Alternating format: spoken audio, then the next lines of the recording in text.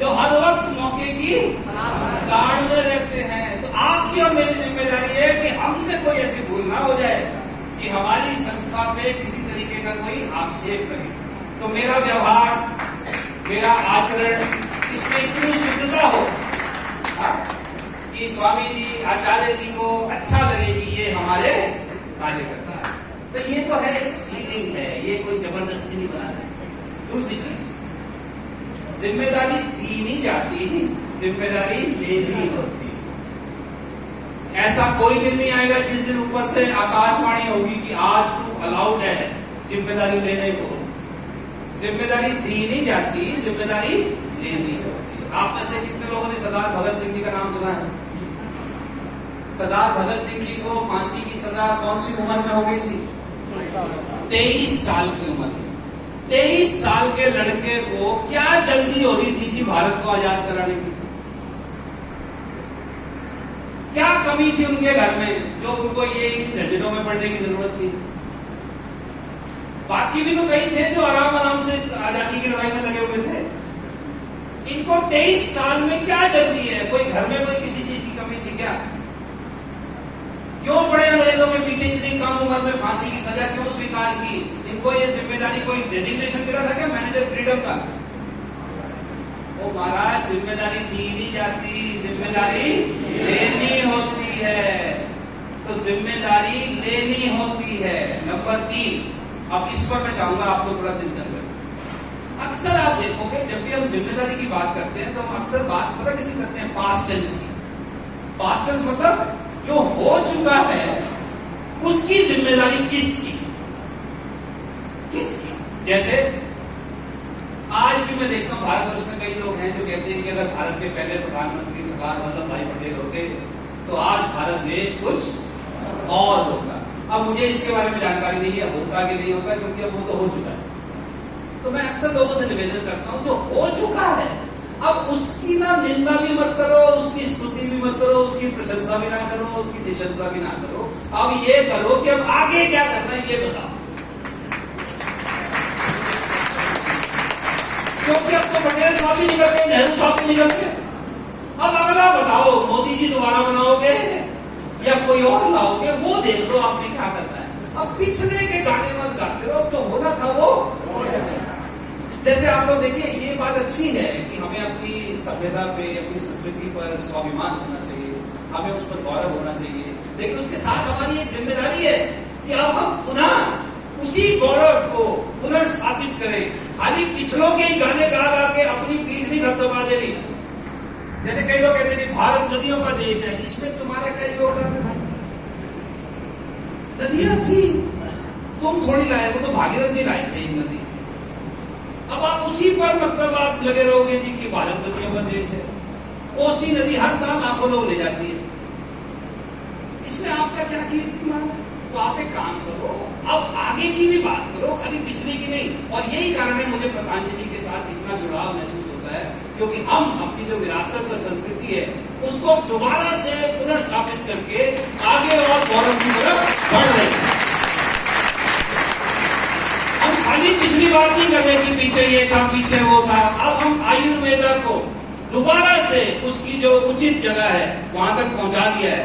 आज दुनिया विश्व योगा डे मना रही है, वो भी मना रहे हैं जो मतलब मानते भी नहीं हमारे को, वो भी मना रहे हैं। क्यों? क्योंकि उनको पता है कि योगा एक साइंस है। तो ये जो आज जागरण आप लोगों ने किया है, इसी की और आगे जरूरत है। और उसके जो ब्रांड एम्बेसडर हैं वो इस कमरे में मौजूद हैं। हमें भविष्य को अपने इतिहास से बेहतर बनाना है, ये जिम्मेदारी है। खाली इतिहास के गाने नहीं गाने। इतिहास अच्छा था हमारा, बहुत स्वर्णिम इतिहास है हमारा, लेकिन अब हमको अपना आगे आने वाला जो भविष्य है उसको इतिहास से बेहतर बनाना है। बना सकते हैं? बड़ा ऊंचा, बड़ा सा और। किसकी जिम्मेदारी है बनाने की? हमारी नहीं, मेरी बोलती है।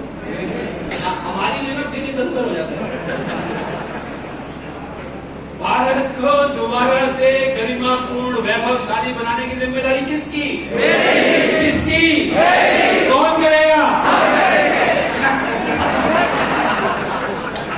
कौन करेगा? कौन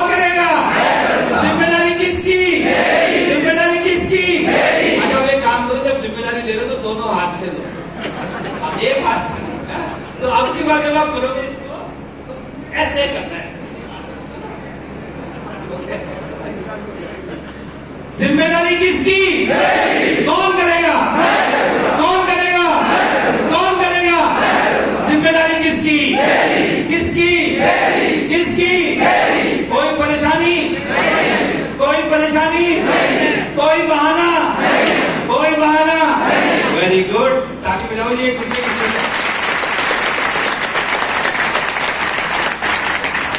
अब मैं आपको जिम्मेदार आदमी की कुछ निशानी बताता हूं, अपनी अपनी चेक कर लेना। सबसे पहला, जिम्मेदार आदमी की भाषा में आप दोषारोपण नहीं पाएंगे। वो चू चू नहीं करता, दोष नहीं देता। जैसे आपने देखा कई लोग, मुझे माँ बाप ढंग के नहीं मिले वरना मैं भी कुछ कर देता। तो अब ये क्या कर रहा है? माता पिता को दोष दे रहा है। तो ऐसे कई लोगों से मैं कई बार निवेदन करता हूं कि अगर आपको माता पिता ठीक नहीं मिले थे, आप सास ससुर ढूंढ लेते ढंग के। लेकिन जो वो ढंग के सास ससुर होते हैं वो इसको दामाद नहीं बनाते।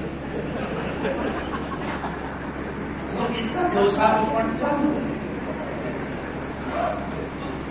तो कई लोग माँ बाप को दोष देते हैं, कई लोग सरकारों को दोष देते हैं।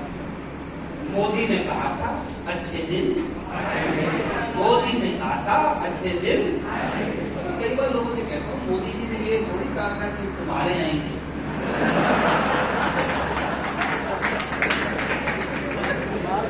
अब ये मोदी जी को दोष दे रहे कई लोग। अच्छा, मैं कई बार ऐसे लोगों से रिक्वेस्ट करता हूँ कि अगर मोदी जी से आपके अच्छे दिन नहीं आए तो आप राहुल गांधी से उम्मीद कर रहे हो। अच्छा, मैं दिल्ली वाला हूं, हमने केजरीवाल करके देख लिया, भाई साहब जो बेड़ा गर्म हुआ है। लेकिन देखिए, मैं किसी पॉलिटिकल नेता को नहीं कह रहा हूं। मेरा कहने का तात्पर्य यह है कि कब तक लोग नेताओं को दोष दे देंगे, अपने जीवन के बारे में दोषारोपित करते रहेंगे, जब मेरा जीवन मेरी जिम्मेदारी। तो कई लोग नेताओं को दोष देते हैं, कोई माता पिता को दोष देते हैं। अच्छा, कई लोग पत्नी को दोष देते हैं, जब से तेरे से शादी हुई है। तो पत्नी की कोई लॉटरी लगी हुई है कब से?